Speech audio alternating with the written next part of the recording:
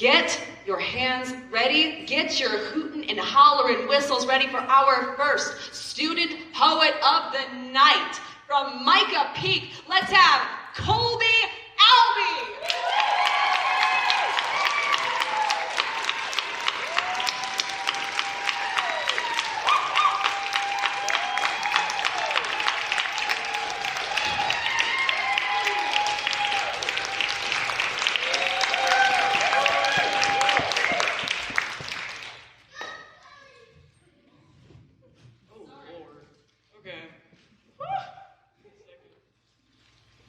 I'm shaking in my boots right now, okay? Oh! Alright, are we ready? Are we good? Just kidding, really quick. Okay. I know who I am, but not who I am. I know my name, and I know the story I've portrayed my entire life, the life not really lived. Reality dissociates around me while I have nothing else to do than to just sit there and pretend, and I'll realize that I'm slowly fading into someone I do not know. Who am I? What have I become with this emptiness I'm trying so desperately to forge into a human within me, within a shadow that I cannot call mine? That stress of a forgotten identity, being told this is when I need to know who I am, only to fall behind in my own steps of life. A life that I know is mine to live, but I cannot figure out how to breathe in this darkness that I used to call my body. What am I? A void within a person who cannot for the life of it figure out what to do with the helpless cries of please help me. Emotions are turning into a hobby that I have no interest in putting effort into anymore. Facing those confused, unfinished paintings of a soul that pleads and yearns to be admired and to be put into a gallery, yet does not want to be finished. Wanting that escape from a burden of emotions which, God forbid, you acknowledge in a society where the word help is the equivalent to cries being drowned out by the fake laughs of the blur which I survive in. When your voice is heard but not acknowledged. The subtle mm-hms when talking to someone whose head does not dare lift to accept your presence to a conversation which you so desperately yearn for. When the conversation goes on without you, and all you can do is sit there and pretend and be glued down to a bed with a yelp for someone to save you from the darkness that will eventually kill you. What am I supposed to do if I don't know who I am? Or if I know who I am, but not how to get unbound from the noose suffocating me from the shadows, the very darkness that I am associated with? Who am I to someone from the light? All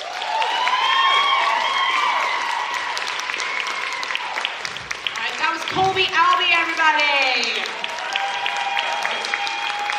I am so sorry. I meant to announce who was in the wings, and I forgot. So, James Holden is going to be next. I will announce them later, but I just wanted to give a little after prepare because I did dirty. All right, so, gosh, I think I'm seeing, are the judges ready? Great. Judges are looking ready. All right, well, let's see those scores. All right, so we got an 8.7. We got an 8.7, an 8.5, another 8.5, and an 8.9. All right, and also, whoever gave me those wipes, absolutely. You ever wipe your glasses and then you put them back on, you're like, I have been living like this? So embarrassed. Like a whole new world. Final score, we've got, can you turn a little more to the light? There we go. We got a 25.9.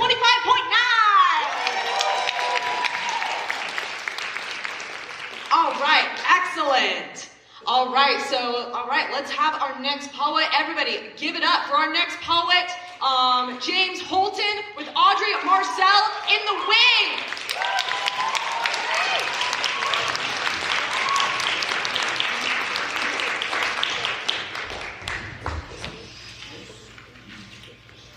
Before I go, I'd like to thank a few people. I'd like to thank my wonderful girlfriend, Allie, for getting me into this.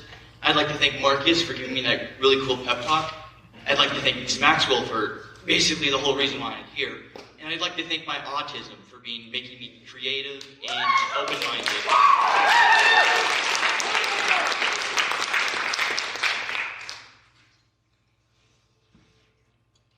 what fuel drives men.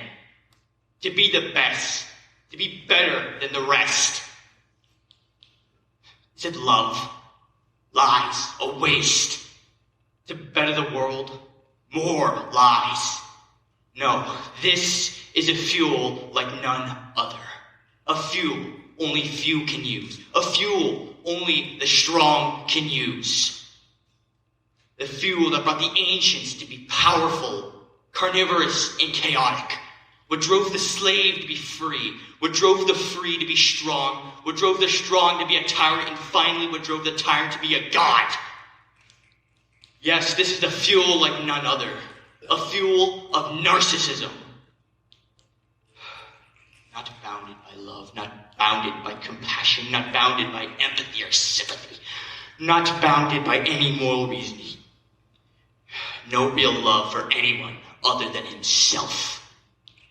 Yet, it is his greatest weakness, the weakness of narcissism.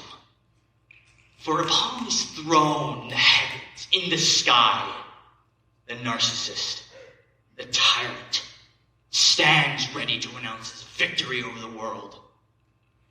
But he can't stand, for his ankles and wrists are chained to the earth, shackled. Within strength, there is always weakness. From the moment he cackled upon the weak world, the weak earth, a weakness sprouted within him.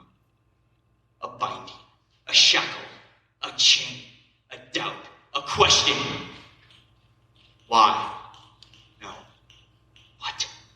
What was the purpose? What was the point of not feeling love? What was the point of not feeling compassion?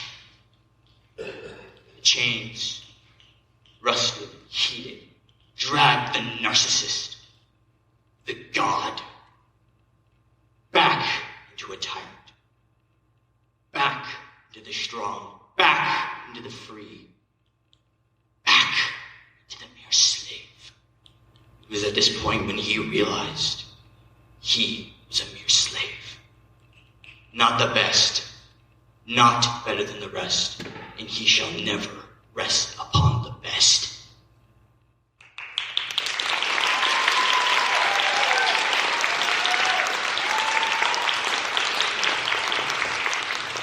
That was James Holden of Ridgeline. Woo!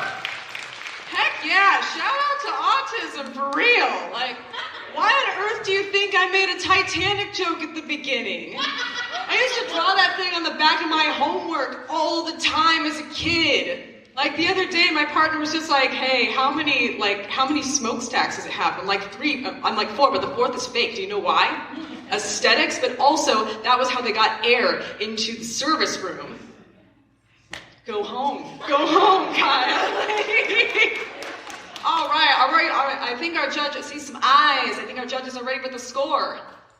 All right, let's go. All right, we got an 8.1, 8.2, another 8.1. Yes, that's an 8.1.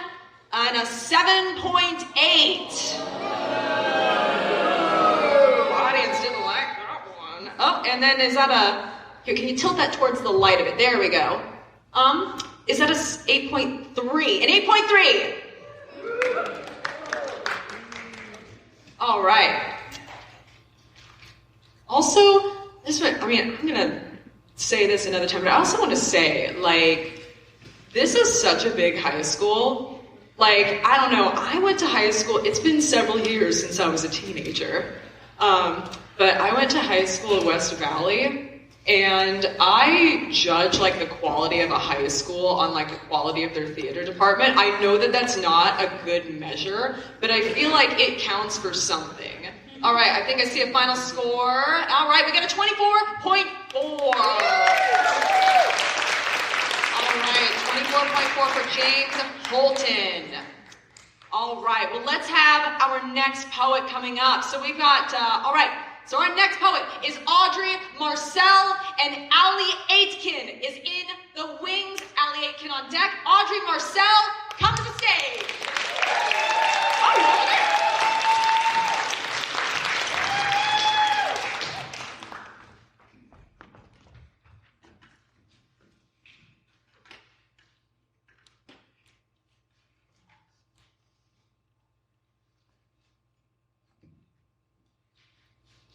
I visited the Metropolitan Museum of Art for the first time at 15.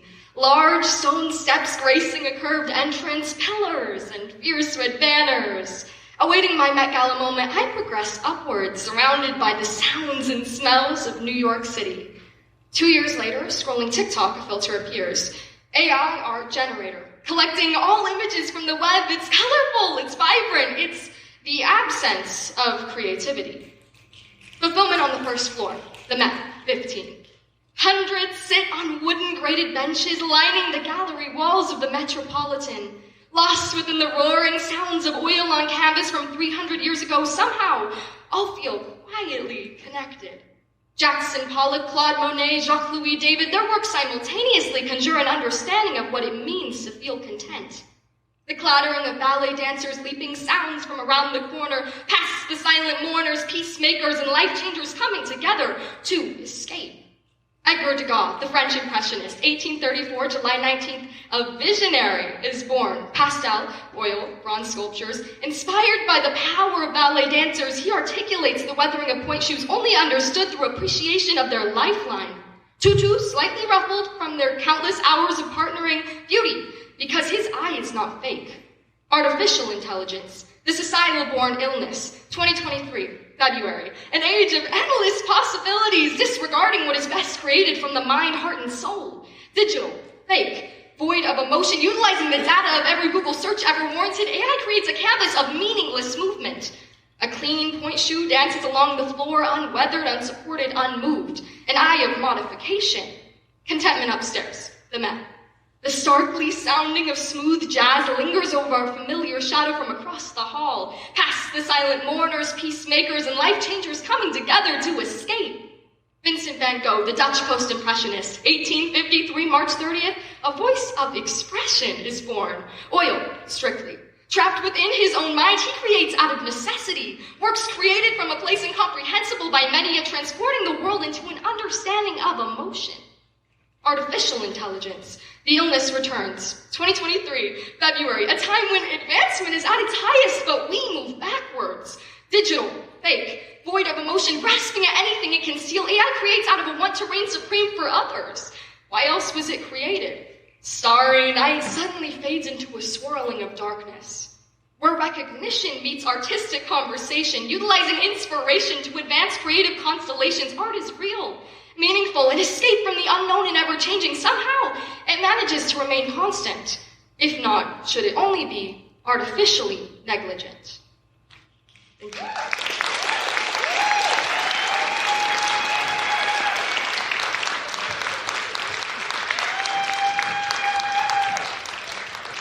All right, that was Audrey Marcel from University. Poem after my own heart. I am so freaked out by AI, y'all. But, there's a couple reasons for that. And one of them, what's really tipped me over is, I can't tell what's AI or not sometimes. I'm pretty good, but not always. I saw on Instagram.com. I saw something that appeared to be, it was this, cafe in Texas, and it was just oh, come try our croissant. It's shaped like a dragon. And I looked at it for so long and was that ain't real. That's not real. Is it? Because I need it. Looked it up. Not only was it AI, the cafe doesn't even exist. And here's the thing. All right, so it's okay, AI, you had your chance, but you bamboozle me, you fool me, you have an enemy for life. All right, I think our judges are ready, so let's see those scores. All right, we got a 9.3, a 9.3, and 8.8, a 9.3, and is that a 7? A 9.7? 9.2. All right, we got a 9.2. All right, so yeah. And then Eric, I'm just saying, keep an eye out because AI is out to or the other day, not the other day, the other. Oh wait, do we have another score? 20, and then is that in red? Oh, sorry, it's the light. We got a 27.8. All right, right on. Yeah, I'm so sorry. If they're angled to the light, I can see them a bit better. Yeah. All right. Sorry, awkward transition. Let's have our next poet. So coming up from Ridgeline, we've got Aitken and Jade Deel is on deck. Allie, come on up to the stage.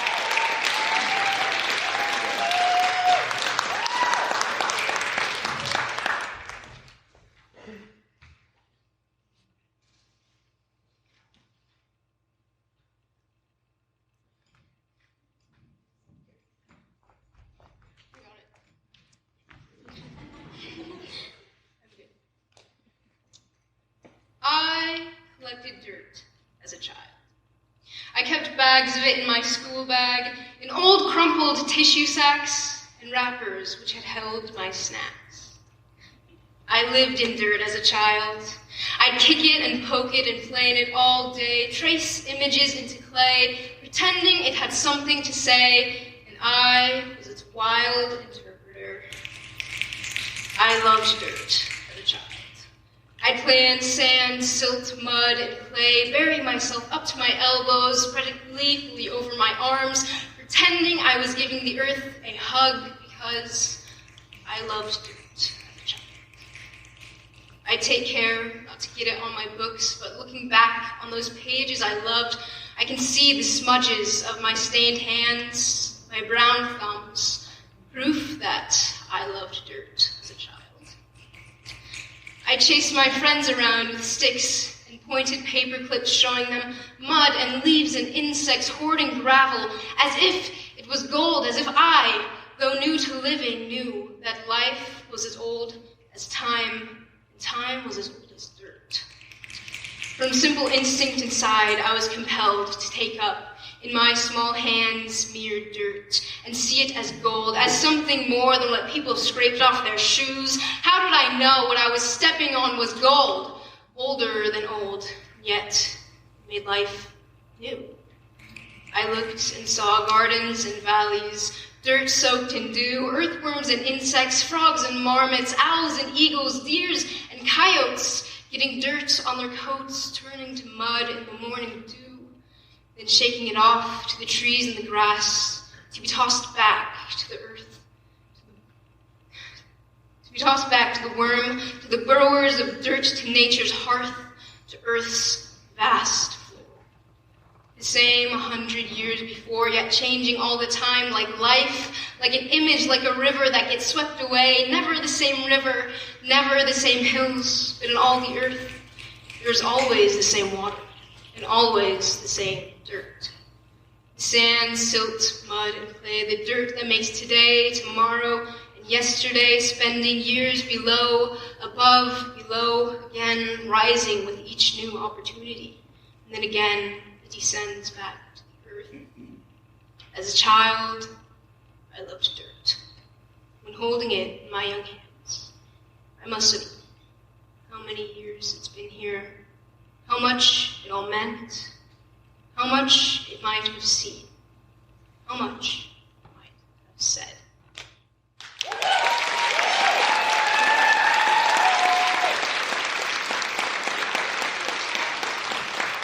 All right, that was Aitken from Ridgeline. Heck yeah, Dirt Gang, rise up. Casual earthbender, okay. It's okay. Your secret's safe with us. No, although, real talk, please tell me that, I don't know what, people watch these days. I'm not, people still watch Avatar, right?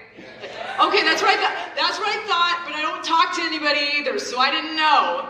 And, the real talk is that, the earthbending is probably the most practical one. There's a lot that, firebending, I don't know. I don't trust myself with that one. That's the thing. It's I'd cook something and burn it. But earthbending is just you could build a whole house. I mean, that's all clay, adobe house. It's just dirt. All right, we got some scores ready. Oh, is that a yes? All right, heck yeah. All right, let's go. We got a 9. Ooh, another 9. A 9.1. An 8.7. feedback. And another 9.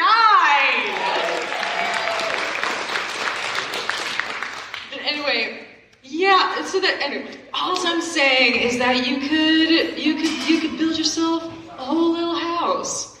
Also, oh, is that a score I see prepared? It's a score. That is a 27. A whole 27. All right.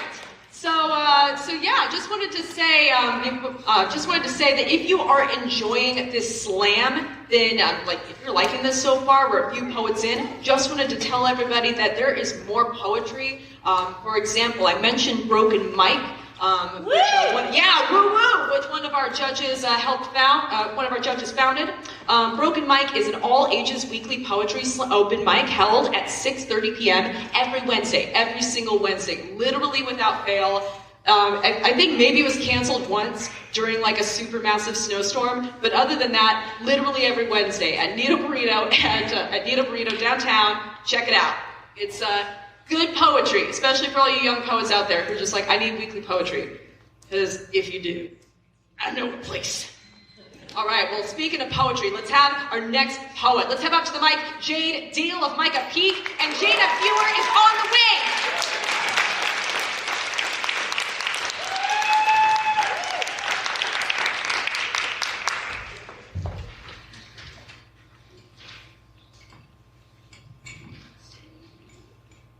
Alrighty. Hi.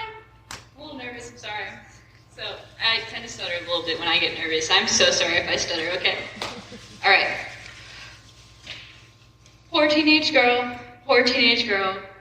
we walk with repression, poor teenage girl. Barely old enough to drive a car, but old enough to get catcalled by the ones that do. Poor teenage girl, we walk with repression, not old enough to work a government job, but old enough for the dad of the kids I babysit to hit on me. Poor teenage girl, we walk with repression, not old enough to go to parties, but old enough to know that I will never go to one alone. Poor teenage girl, we walk with repression, not old enough to drink, but old enough to know that I don't leave my drink unattended. Poor teenage girl, we walk with repression, not old enough to decide my own break times, old enough to know what that old man with his cell phone out, very intently watching me, is doing. Poor teenage girl, we walk with repression, not old enough to walk at night alone, but old enough to watch my younger siblings alone. Poor teenage girl, we walk with repression. Not old enough to know what sex is, but old enough to know how to prevent rape. Poor teenage girl, we walk with repression. Not old enough to know the adult conversation, old enough to understand what they mean when they talk about poor teenage girl. Poor teenage girl, we walk with repression. You're gonna have to fight the boys off her when she's older. Poor teenage girl, we walk with repression. Old enough to bleed, old enough to breed. Poor teenage girl, we walk with repression. Is it pink like bubblegum? Poor teenage girl, we walk with repression. Touch your elbows together. Poor teenage girl, we walk with repression. What else can that tongue do? What poor teenage girl, we walk with repression. If you love me, you will. Poor teenage girl, we walk with repression. Don't be a priss. Poor teenage girl, we walk with repression. Guys don't like that. Poor teenage girl, we walk with repression. Like a porcupine with his quills raised high, we walk with anxiety, we walk with caution, we walk with repression. Poor teenage girl. That's all.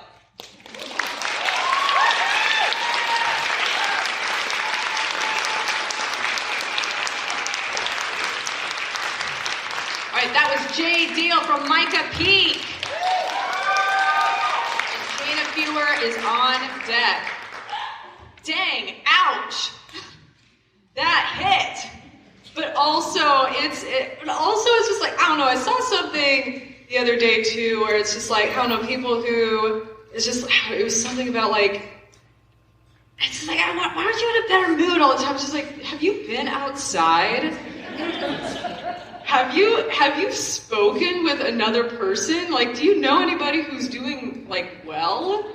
But also, like, being of a certain disposition as a youth is hard. And I'm just like, you know, it's just like, I don't know. Like, people of all ages need to be taken seriously is all I'm saying. So, yes, ooh.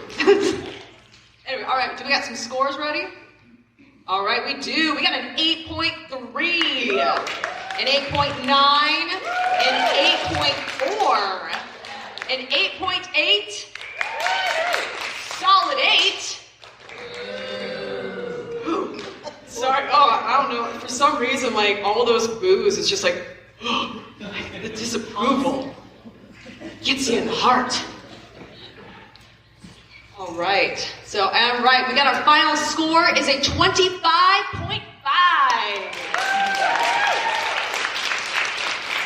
Right on. Everybody is doing so good tonight. I'm so stoked for the rest of the poets. Let's have up to the mic. Jayna Fuher and Julianna Joy is on deck. Jayna.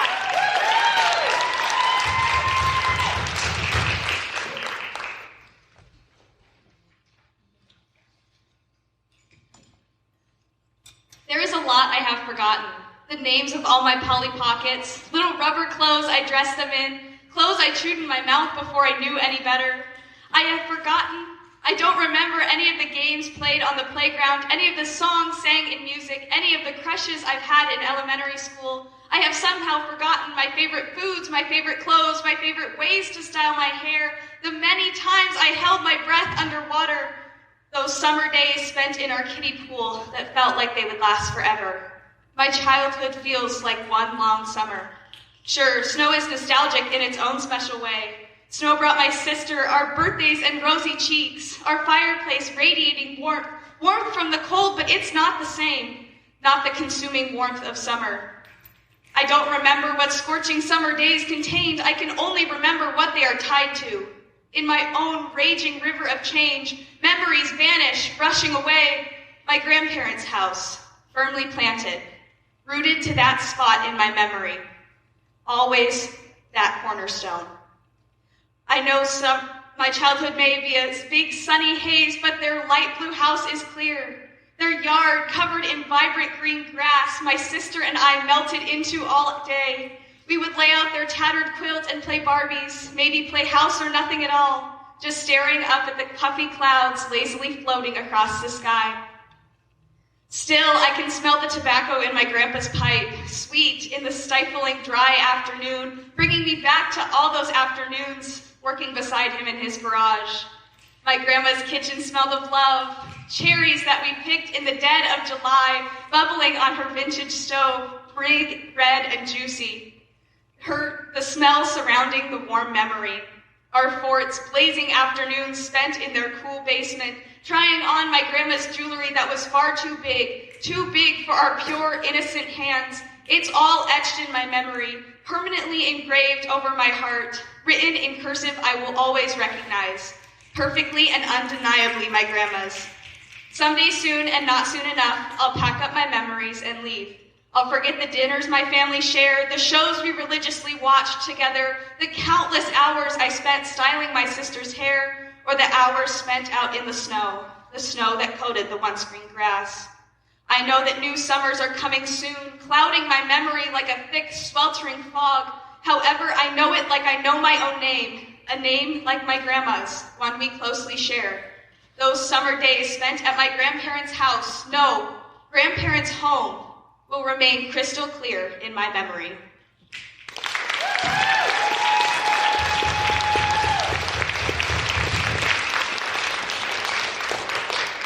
All right, that was Jayna Fuher of University, and Julianna Joy is on deck. Oh my goodness, another memory one. Oh, there's some good stuff here. I'm sorry. I'm supposed to be funny and make jokes, but I'm sorry. But I'm approaching 30, and so I'm having somewhat of a midlife crisis. Well, quarter life, I hope. So from my quarter life crisis to hopefully none of your crises, take pictures, write stuff down. There's no such thing as too many pictures, because your memory gets weird as you get older. So I'm just saying, that's my life lesson that I impart onto you. All right, and I think our judges are ready with scores. Ooh, very ready with scores. All right, we got an 8.4.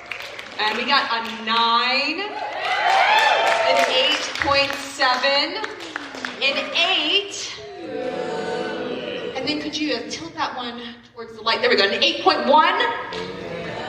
8.1. Ooh. Lukewarm response on that one.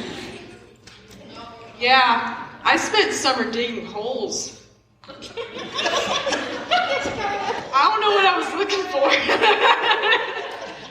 My partner and I, we were out walking, we saw a cat just like digging a hole for no reason. I'm just like, maybe it's something deeper and primordial that we all share. You just gotta dig.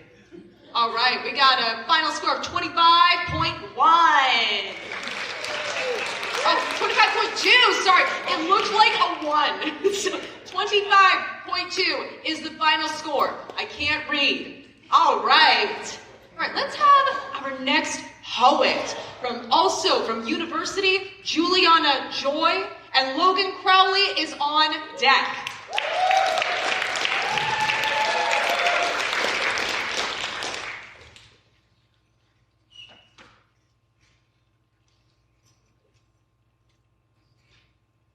Sometimes we forget.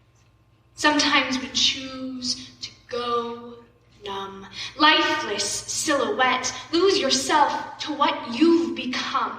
How do we wake up a generation? Teach them to jump, even if they can't see the ground. If you're lost, you can still be found. What does it take to wake up a generation who's unaware of their own hibernation? How do we teach a frog to sense the boiling water if they were born inside the pot? Everything is distracted and empty shell. The heat goes up, but have you jumped? Can you tell? Is it too late? How do we wake up? What does it take to wake up a generation who's setting fire to their own minds? And is the pain not proof we're alive? What does it take to wake up a generation who's caught in deflagration? Act quick to escape the detonation. Is it too late? What does it take to wake up a generation who's lost themselves in this conflagration? We may try before they die. An alarm. The bells are ringing. Can you hear the singing through all this falling rain? They can't hear. They never could. The effort was in vain. What does it take to wake up a generation who's been deafened by fear? A generation who's lost the ability to hear? What'll it take when everything we love is broken and everything we hate is here? Take a glance around the tomb. Every face is filled with gloom. There's no life within those eyes as every mind discovers sure. The frog boils. In the pursuit of science, we lost sight of who it was for. In the pursuit of innovation, we declared war. Labeled the enemy and forgot our humanity. We forfeit a generation through our aspirations. Profit over people leads to decimation. We're left standing, shell-shocked, hoping for regeneration, while picking up the pieces ponder. Do we have what it takes to wake up a generation?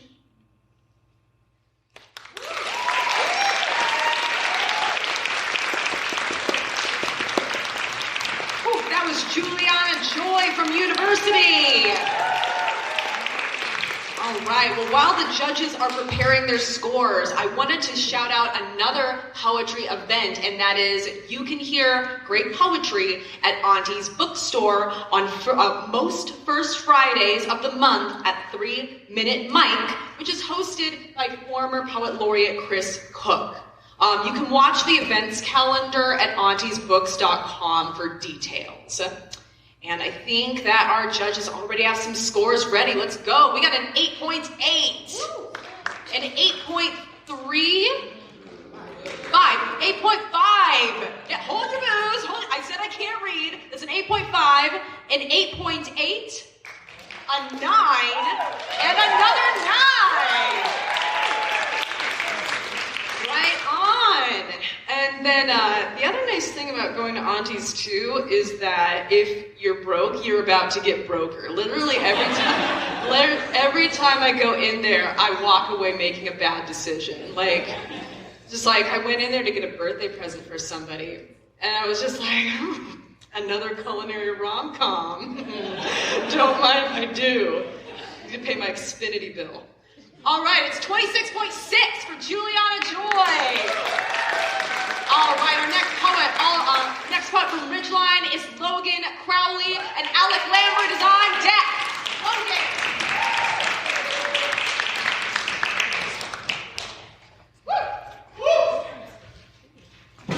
You walked into the kitchen all broken and battered, stumbling over the top of the counter, shattering glass as you walked, slurred speech is all you could talk, and I was just there, phone in hand, at 1 a.m., trying to explain to a friend that what they'd heard over the phone really made sense, but the internet was just making it hard to transcend beyond my ears. You followed me to my room, acting confused, as if you didn't know where you were or where you had been, asking what's wrong with me and why I'm acting so different. You pleaded with me to get off the phone, wanting to be alone, but alone I was already. Your breaths were unsteady just as your vision. You were tripping down the hallway just trying to make it back to the kitchen. My friend listened, horrified for my present because it related to her past. She'd asked if I was okay. Not a word was spoken about you, other than the fact that what you'd asked was odd considering the condition you were clearly in. Why don't you explain how you're acting? It's okay, I won't ask again. Because I know the story always remains the same. It was only a couple drinks with a friend. Makes sense. I didn't realize one strawberry daiquiri could cause such a catastrophe, leaving you tongue-tied, unable to stand in front of me. Go ahead, try and speak. Speak about all the things that you've done and all that you haven't, and what your rights are as an adult for the millionth time. So if it isn't a crime, then it's right? Well, if that's so, then you've served your time, because I'm done trying to put up a fight. If you just want to decide not to come home one night, that's fine. It's obviously just since it's not a crime, right? When the glass shatters and the liquid comes pouring out after, don't ask for a towel and a hug. You've gotten enough. Take what I give for granted and lose it when you finally understand all that I've done for you and more. I remember the night you slammed the door, ran off to somewhere I didn't know, drank until you couldn't tell time, while I was stuck at home crying because I just lost 2 parents in one night. The muscles around my heart start to contract each time I see a glass with something I know not what fills it. The person who's drinking it spills on accident after someone tried slipping pills into it, leaving me only looking through the glass.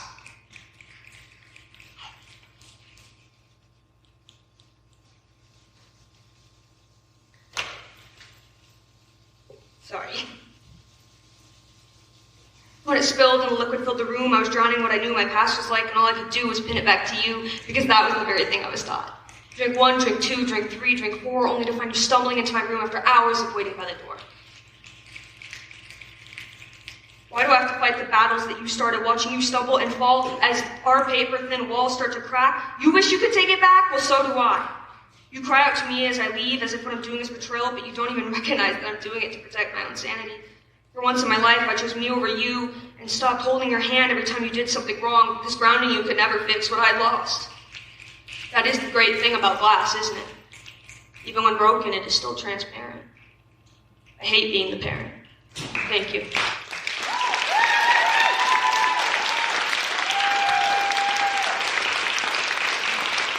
All right, that was Logan Crowley from Ridgeline. Woo. Also, just wanted to give a quick shout out to the audience. Great job with the rubs, with the support. That is, one of the things that I love about the poetry community. If you're, if this is something like your first exposure to it, whether you're a writer or a witnesser, is that the poetry community in Spokane is some of like the most solid, supportive spaces that I've ever witnessed. And so I felt like that really showed up tonight. So I just wanted to say, wanted to say how much I enjoyed that. But, all right, I think we got some scores. We do indeed. All right, we got a 9.3.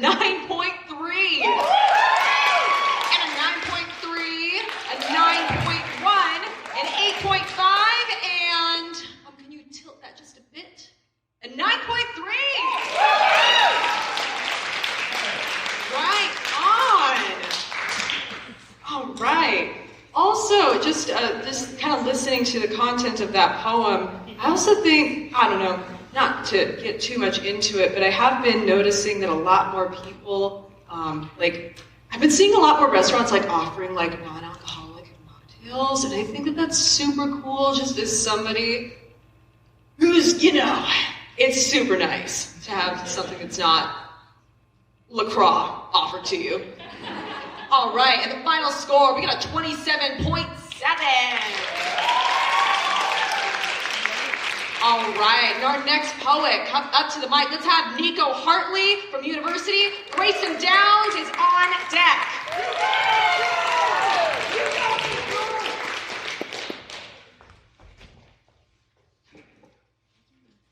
Look at her, others say. She is so sweet, others say. She'll go far. She is so kind. She'll make a great housewife. She's such a people pleaser. She should know better. She is so tired. She should rest more.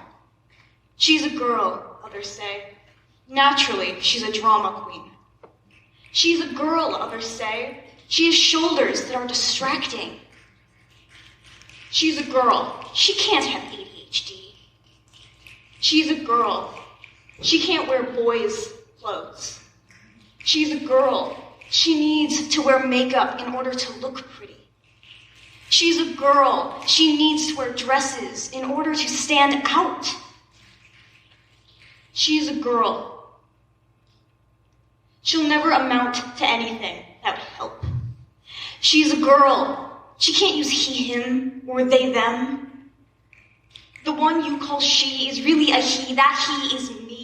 I am a boy, I say, naturally does not determine anything. I am a boy, I say, my shoulders aren't distracting, nor do I care what you say. I am a boy. Gender has nothing to do with ADHD or anxiety, depression or insomnia, trauma or anything of the like. I am a boy. I say, pieces of fabric we call clothes are inanimate objects. They do not have gender, nor do I want to stand out for the attention of others. I am a boy. I say gender does not determine the pronouns I use because they aren't the same. I am a boy. I say I am the boy you call she. She is not me. The she I was acting as on the stage of life was the she I hated. I dropped that character choice after a decade of acting because I am a boy, I say. The one you call she is really a he. That he is me. He is so sweet. He is so kind. He is not a people pleaser. He is tired. He is not a drama queen. He doesn't have distracting shoulders. He has ADHD. He can use he, they. He can wear what he wants. He doesn't have to look pretty. He doesn't want to stand out. He doesn't need the kind of help to succeed because here he is.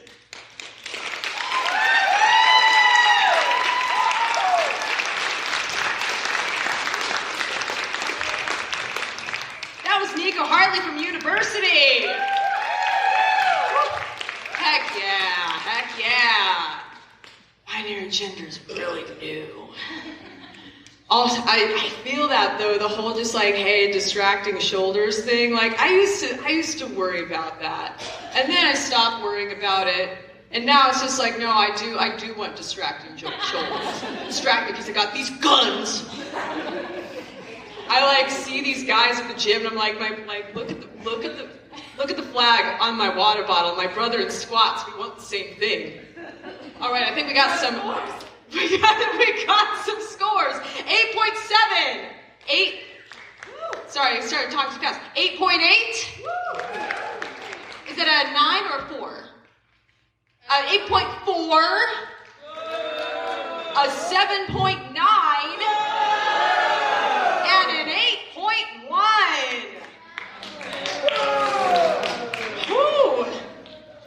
Things are starting to heat up in here. These competitive scores. We only have a couple more readers before we announce round 2. So, all right. So final score for Nico is 25.2. All right. Next up from Micah Peak, we have Grayson Downes and Annie Cope is on deck. Grayson.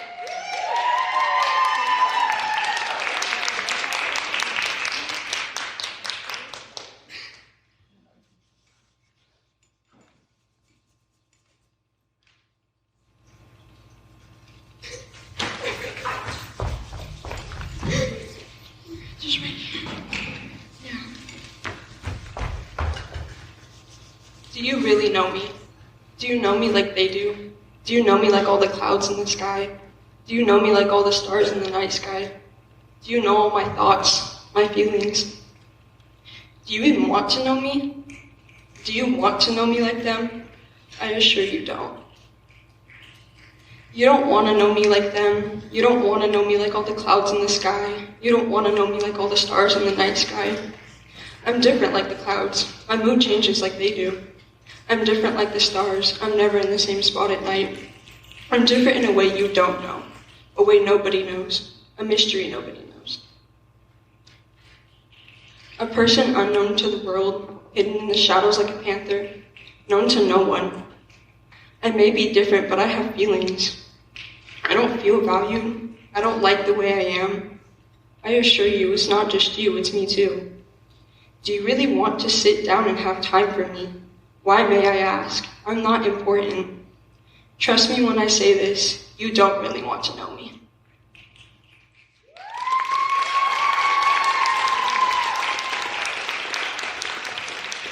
All right, that was Grayson Downes from Micah Pink. All right, and for any poets in general, so I do host Broken Mic, and I have never gotten good at estimating people's height. If I get it wrong, please adjust the mic. I made the mistake. All right, so I think our judges are ready with scores. All right, we got an 8.1, an 8.6, an 8.7, a 7.8. Love it. And is that a 4? Let me see. An 8.4. Oh my gosh, sorry, that second to last, that was definitely. All right, so after this, we only have, like I said, we've only got one more poet left in round 1 before we move on to round 2. So before we get there, let's get Grayson's final score, which is a 25.1. All right, well, let's keep those hands going for our final reader of round 1. Let's have up to the mic Annie Cope from Ridgewide.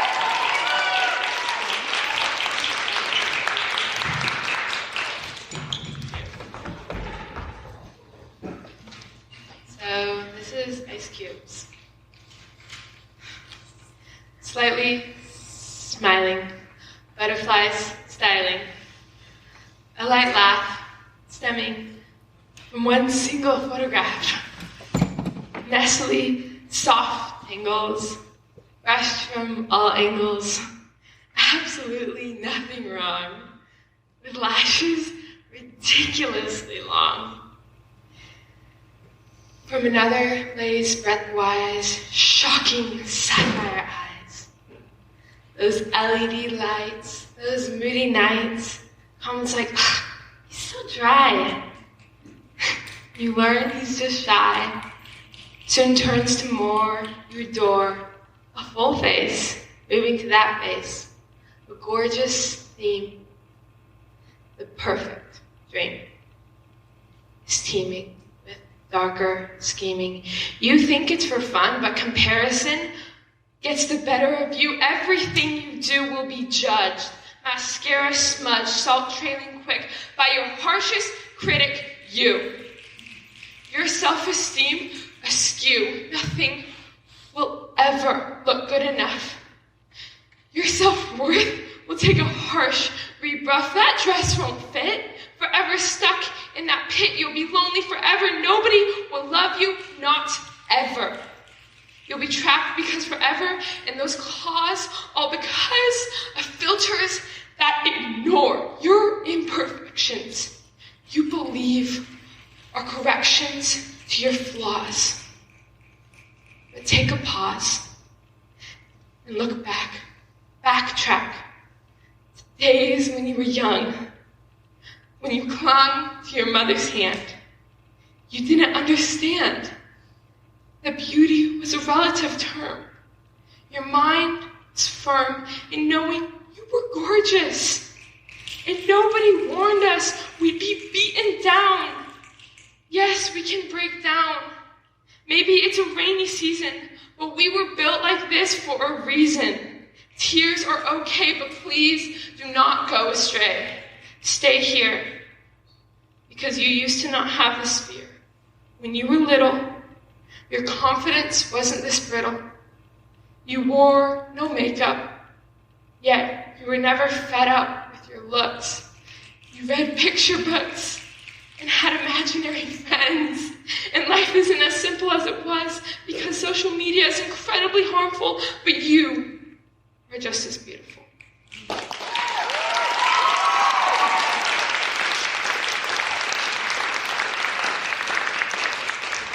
right, that was Annie Cope from Ridgeline.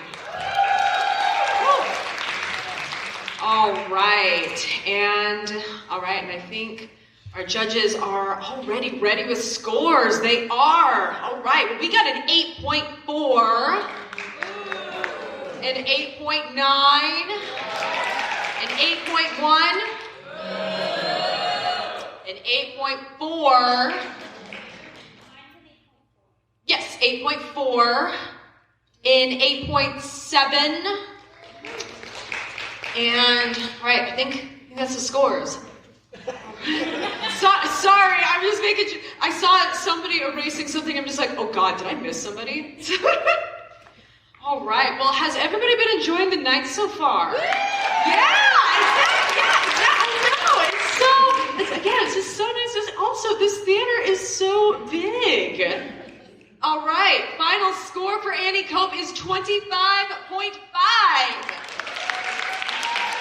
And that is the end of round 1. All right, did everyone have a good break? Yeah. Right on. Well, first, I want to go ahead and, all right, you know what? Actually, here's what we're going to do. I know that we're all waiting very eagerly to hear who are going to be the final 7 poets in this slam. And so I'm going to announce them. Anyway, time.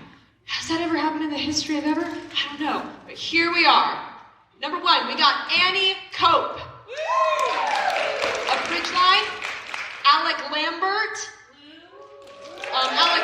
of Micah Peak, Jade Deel of Micah Peak, Colby Albee of Micah Peak, Aitken of Ridgeline, Logan Crowley of Ridgeline, and Audrey Marcel of University. Those are the final 7 poets that will be advancing to round 2. But first, I want everybody to give a huge round of applause for all the readers that joined us in the first round. It is not easy to do this. It is not easy to get up here and read your poems, and people will say it gets easier. No, it doesn't. It just gets more terrifying in different ways. It gets dimensions, like time. All right, so this is going to work pretty much just like the first round. I will announce the poet and then the poet who is on the wings. Just as a reminder about the scoring, our top 7 poets will perform a second poem. Judges will score the poems just like the last round, and at the end of the round, the scorekeepers will combine the poets' scores from round 1 and round 2, and the 3 poets with the highest score will receive cash prizes. All right, so, that's right. Money, get it back. All right, so let's announce our first poet of round 2, Annie Cope. Alec Lambert is on deck. All right. Yeah, let's keep that applause going for Annie. And Alec Lambert on deck.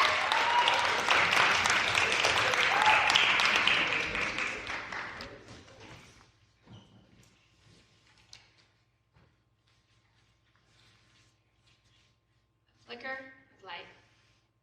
A sudden light. A quick reflex. Burning flecks of pain extend her reign, and you try to deny her hypnosis. Feeling dipsosis, still ever tantalizing. It's her devising, quite calm, a healing balm, a simple candle, a type of lull-like tax to keep hidden even from her kin. She's a liar, but the wildfire is raging, torturous, ranging, ever-changing, threatening to override, and nobody whom she can confide. Dark emotions are burning oceans, destroying. You keep fleeing, crushed. She blushed as the fire consumed.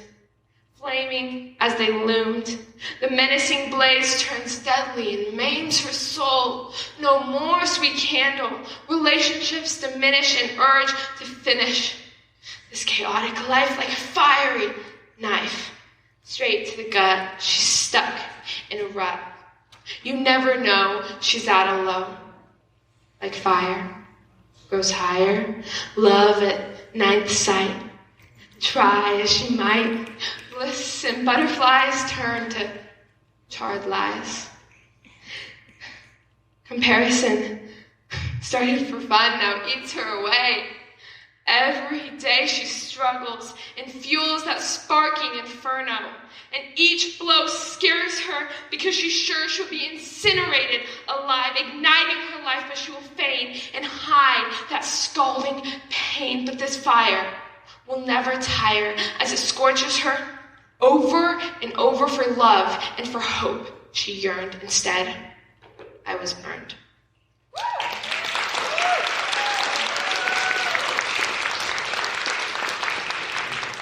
All right, that was Annie Cope, everybody.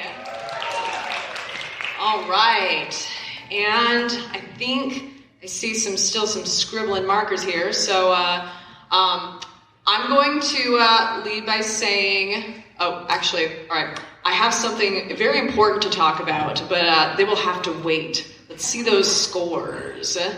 All right, we got an 8.3. An 8.5, a 7.9, ooh, and a 8.5, and then can you tilt that just a bit? Is that a 9? A 9.2? A 9.2? 9.2 for Annie Cope. All right, so while they are all right, and then the judges are going to be putting together that final score here. All right, well, I guess, all right, we got it. 25.8. Oh, three, I'm so sorry, 25.3. All right, excellent job. Our next poet up to the mic is Jade Deel. Colby Albee is on deck. Let's give it up for Jade.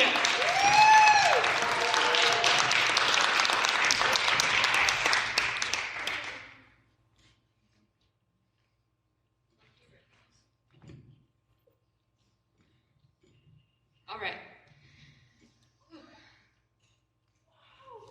Humanity going down. Fire, burning, water, lowering, children crying, people dying. I sit here. I skipped the line. Can I restart? Okay. Fire, burning, water, lowering, children crying, people dying, torture to one, torture to all. I sit here observing fire, burning, water, lowering, children crying, people dying. Useless I feel as I watch humanity going down in history, destined to be, destined not to be. I question, what is humanity? Is it unity? Is it acceptance? I question, what is humanity? Is it happiness? Is it the depression that flows through us? Is it depression that lives within us all? I question, what is humanity? Is it kindness? Is it war? Is it the red blood cells that flow through us all? I question, what is humanity? Inhumane surrounds us all. Useless I feel as I observe, fire burning, water lowering, children crying, people dying. Uncanny valley I feel gut-wrenching as I watch someone who could easily be me suffering. I observe fire burning, water lowering, children crying, people dying. I question, what is humanity? Whatever humanity In unity we shall find whatever humanity is, hopefully lives within us all, and understanding the inhumane and accepting the humane. In unity we shall find humanity, and humaneness shall suffocate going down in history.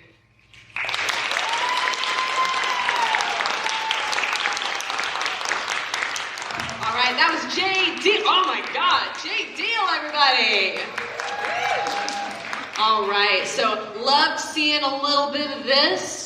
I wanted to kind of point out another little support thing we do in the poetry community sometimes. I think this is exclusive to Broken Mic, which has an atmosphere that I think is like what being like at a viewing of a cult film would be like, and that there's a lot of call and response.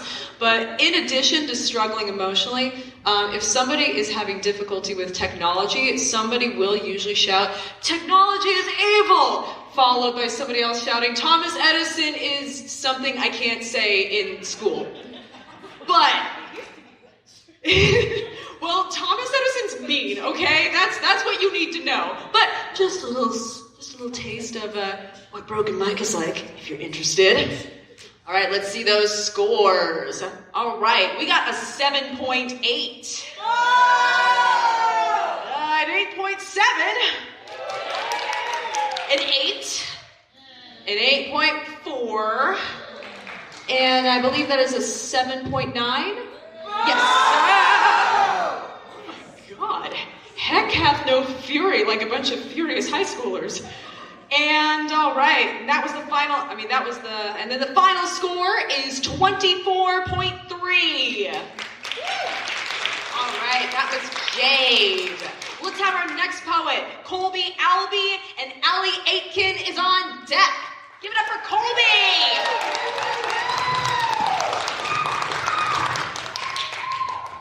Okay, I'm gonna be so honest. I wrote this like 10 minutes ago, so. Okay, hold on. Okay. Dear Pluto, scientists say you don't belong. People take you for granted, make you feel as if you're not special enough to be in their solar system. But to me, you're my everything.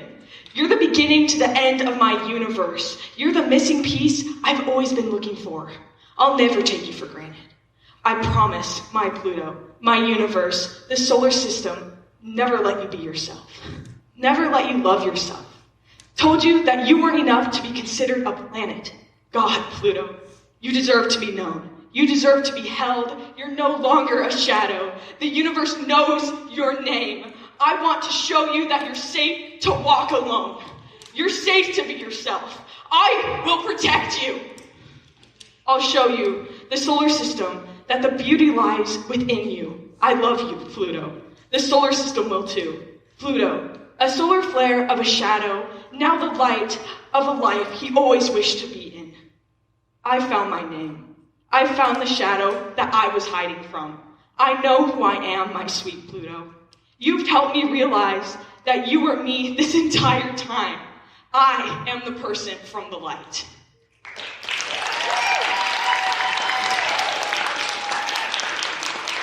Colby Albee, everybody! Woo!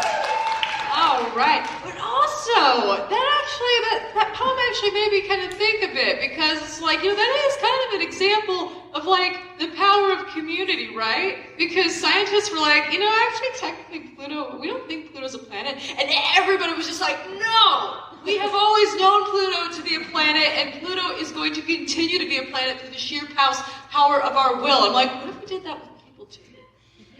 I'm just saying. It's such a beautiful little thought exercise. Also, like, I'm gonna be so freaking hyped when they get like high-def pictures of that little nugget in space. All right, let's see those scores. We got an 8.4, 9.4, an 8.4, a 9.3, and then I just tilted this way. An 8.4, 8.1, 8.1. Oh, things are getting a little spicy in the competition. That spotlight is also very warm. Just This night was brought to you by my Old Spice perspirant. It's keeping us safe. All right, and our final score is for Colby is 26.1. All right, next poet.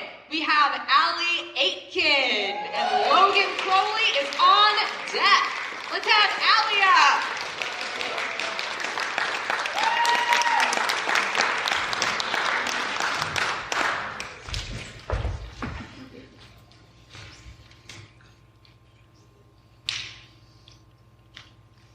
If only I was pretty. Like the models in magazines, all of them have perfect teeth, and they smile without restraint. My eyes could be jewels, my hair silky sand, my mouth could be red as a rose. As I recite makeup ads to my friends, my body could be a statue built in the image of the goddess Aphrodite. I could be Aphrodite, if only I was pretty. If only I was pretty. I wouldn't have to turn away from the mirror, wishing my reflection looked better, thinking maybe if I worked out a little harder, straightened my hair a little longer, if only I starved myself of sugar and drank more water, I could be pretty. I could be popular, powerful, I could be a new girl. I could be that girl that everybody wants, like a picture in a museum, like a picture in a magazine. I could be so much better than this girl I don't want to be. The model in the magazines, she tells me my messy hair needs straightened, my acne scars erased, my teeth are bright and treated, aching from the bleach, my legs are sore and stomach empty from running miles each day, my figure is getting slimmer, I should be getting better, but instead, my smile is getting dimmer and my eyes feel heavy every day. I feel like I am nothing if I don't have her lips, her legs, her face. Why does my heart still hurt when I see my face? I look in the mirror and wonder why being pretty isn't what I thought it would be. Nothing like popularity or power. I thought if only I was pretty, I could be happy. I could be free.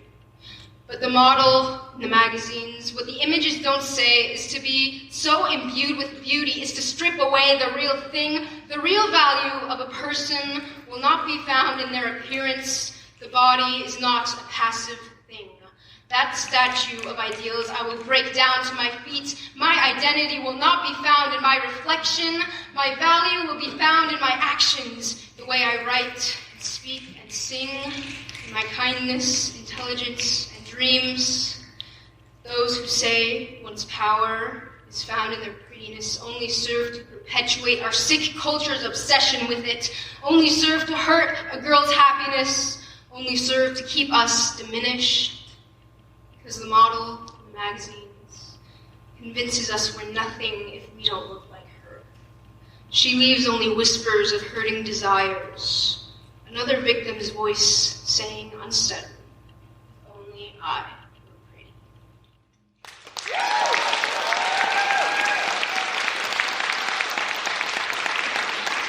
That was Aitken, everybody. Yeah, the heck with those magazines. Sugar's great. My diet's like 25% sugar. I'm practically a hummingbird at this point. All right, while our judges tally up those scores, I just wanted to give one final poetry announcement, and that is Get Lit, Spokane's major literary festival, will take place Thursday, April 11th through Sunday, April 14th in 2020. It is 2024. April 14th of this year. This year's program features short story author Carmen Maria Machado. Also, poet Luther Hughes will teach a workshop on turning your life experiences into poems. You can find tickets and more at inside.ewu.edu/getlit. Or if you're technologically disinclined like me, Google Get Lit, because that's what I would do. All right, I see some scores. Not yet. Okay, never mind. Then, now we have a score. We got a 9.6. We got an 8.9, a 9.2, and 8.3. 4, and a 9. 9.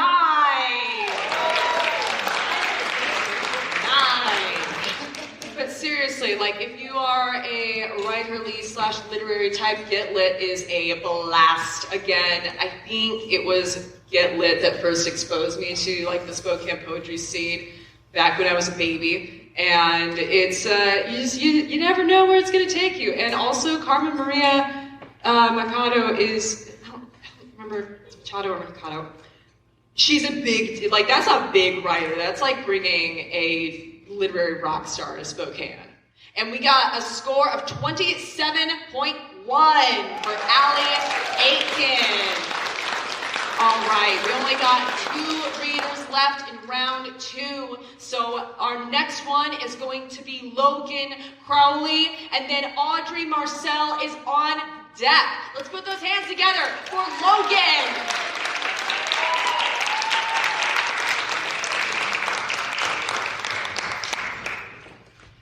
Now, I want to clarify before reading this poem that I am going to stutter and I am going to hyperventilate, but that's a part of the poem, so, like, don't worry about it. I'm swinging on the very swing we hung from as kids, flying as high as I could reach, screaming for you to catch me if I fell. I told you that I was getting too high and the branches would soon brush away at my skin, leaving me bleeding in your backyard, begging you to help me. Up and down. I'm now soaring as if I was a bird myself, screaming for you to pull me back to earth, but you just keep propping me up higher and higher. The air brushes across my young skin, cool to the touch, making me ever so frozen. I'm just a vulnerable little girl who trusts that you will catch me as the swing starts to break up. And down.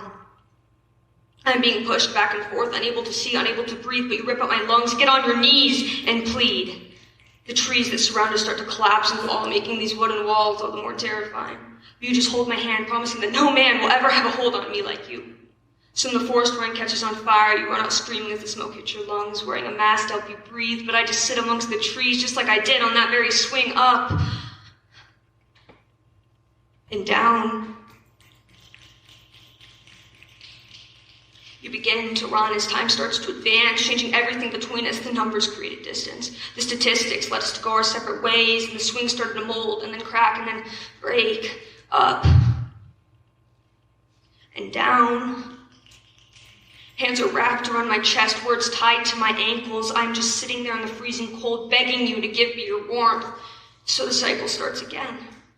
You're just a friend. This isn't right. This will cause issues. We always fight. Please stop. Let go. Not tonight. I'm sick and tired of whatever this is. We're just kids. Don't make me sit where I sat the last time. I'm too young. This doesn't feel right. These are the words that I wish to scream as I'm being pulled in every direction. Don't make me turn this into a prelection. Up and down. We are now sitting on the ground. With the earth cold, we sure have gotten old, but the memories will always remain the same. A tainted past of what I thought I wanted, but regretted it as soon as I got it and had a reality check.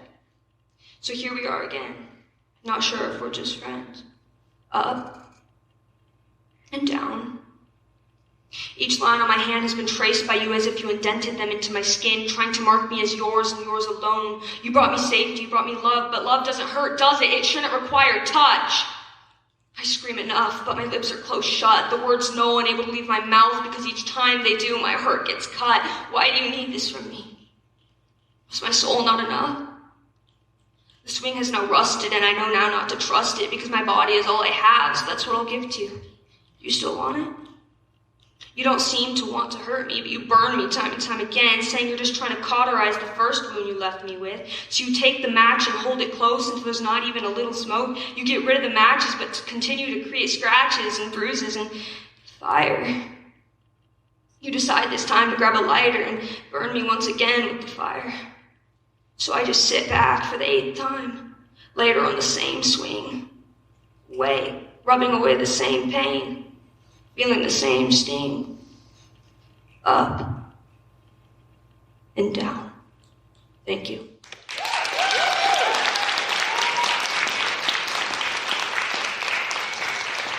All right, that was Logan Crowley. Oh goodness, this has been great. I don't have anything to say other than this has been great, and I just love seeing I don't know. I love seeing everybody out here tonight to support young poets because your support now it waters the seeds for the great poets of tomorrow. And today, because there's some great poets that are happening today. And oh my God, we got some scores, y'all. We got for Logan a 10. A 10. An 8.9, a 9.6, a 9.5, and and that's a time penalty of 0.5. Okay, so there was a 0.5 point time penalty. I know, like time's fake. We have daylight savings time. It's fake. Nothing upsets me more than when I'm traveling and I have to do a time zone shift. Once again, as I hinted earlier, I am on the spectrum. I rely on time. You're telling me I'm 3 hours ahead now? Disgusting. You ruined my entire day. Or is it day? I don't know. All right, we got a 28.6. All right, well, let's keep that applause going for our final reader of round 2. Up to the mic, let's have Audrey Marcel.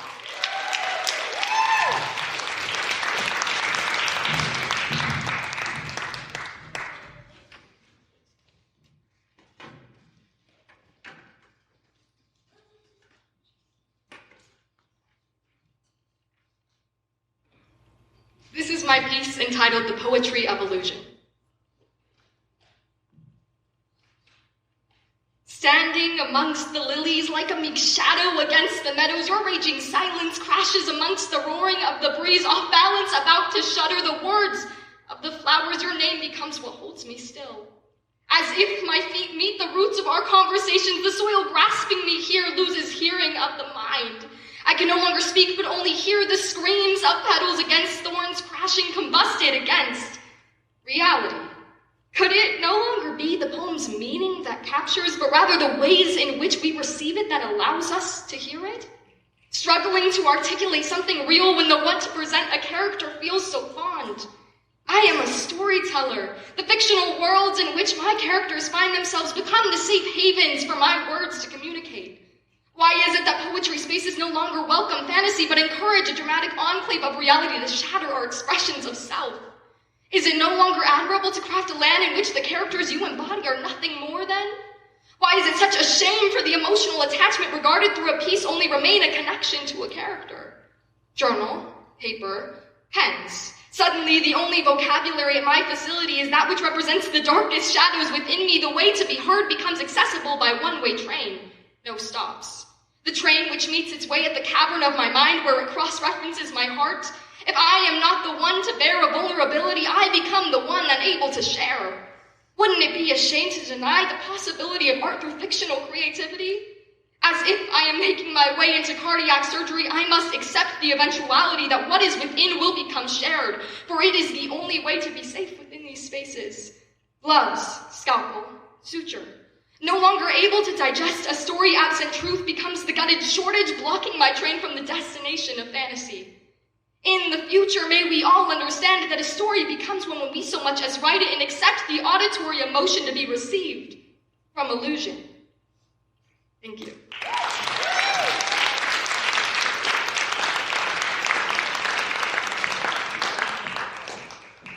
Silence, that was Audrey Marcel. All right. And then our judges are preparing their scores. All right. I think I see a paddle aloft. All right, we got a 9.7, a 9.2, a 9.5, a 9.5, and a 9.8. Dang. Whew. All right, and then, we're going to get that final score together. I hope that everybody has been having a good time, because it has been so good to be here, especially because today was like super gray and gross, and I thought that spring had found us at last. All right, we got a 28.7 as a final score for Audrey. All right, well, that was our final 7 readers, which means that it is time for our scorekeepers to tally up the winners of this year's Valley Slam. So while they do so, it's going to take a minute. We are going to award this team trophy, that trophy yonder, to the school whose poets received the highest combined average score during round 1. So this school will take home the trophy to keep for 1 year until the next Valley Slam. So this year, the school for whom this trophy will be bequeathed to, drum roll please, whatever drum roll you deem appropriate. The winner of this year's trophy is University High School. So will the poets from Techie's rocking out. Will the poets from this year's winners come to the stage? Audrey Marcel, Jayna Fuher, Julianna Joy, and Nico Hartley. Come to the stage.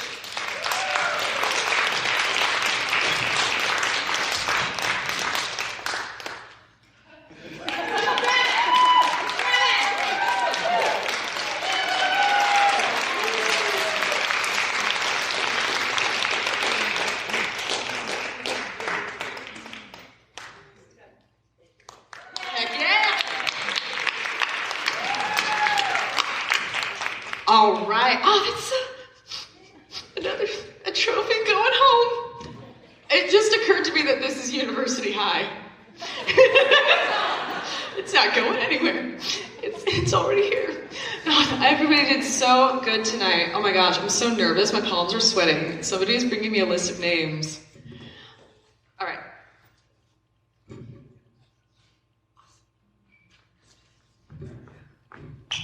All right. And now, the moment you've been waiting for. We're going to announce our 3 winners of this year's Valley Slam. Starting off with 3rd place, we have Aitken. Oh, and those winners can totally come on up to the stage. Yeah, get on up there!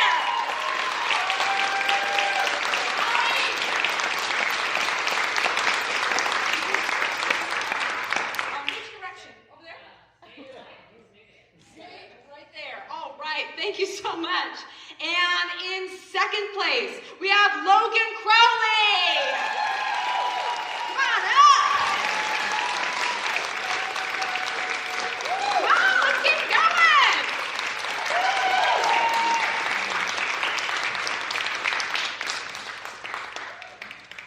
And then finally, our 1st place winner for this year's slam is Audrey Marcel. Audrey, come on up.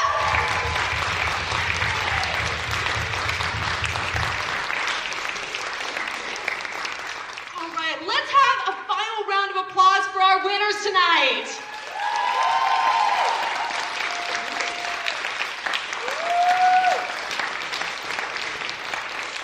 Oh my gosh, I just want to say thank you so much for coming out tonight. It was such an honor to be able to host for y'all, and I was so happy to see everybody here coming out and supporting poetry. So be sure to come hear all of our round 2 poets again at the Grand Slam on Wednesday, April 24th at 6:30 p.m. in the Gathering House. That's across from the Milk Bottle in the Garland District. Thank you so much, and have a great night. Be safe.